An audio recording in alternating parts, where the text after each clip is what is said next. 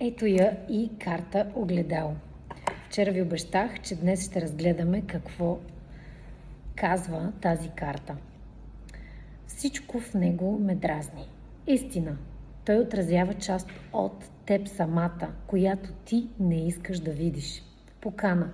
Кое в него е твоя неизлекувана част. Сега ще вземем дневника и ще отворим на карта огледало, за да разберем какво ни казва дневника. Жената цялост. Всеки мъж е огледало. Понякога показва нашата светлина, понякога раните ни, но винаги наистина е урок. Жената цялост. Тя не се вкопчва в неговите грешки. Тя пита себе си, какво ми показва това?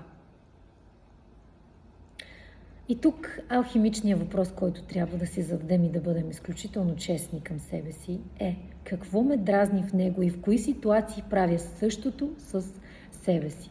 Защото хората по принцип са наши огледала.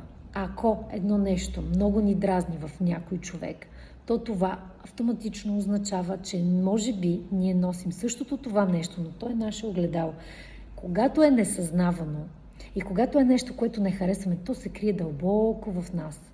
И ако човека отсреща по някакъв начин не ни го покаже, за това се казва, че това е урок, ние може никога да не го видим, може никога да не излезе на бял свят, няма как да го осъзнаем, няма как да го отработим, така че да спре да ни дразни и да спре да влияе на нашия живот, защото такива неща влияят и то обикновено все в негативен аспект.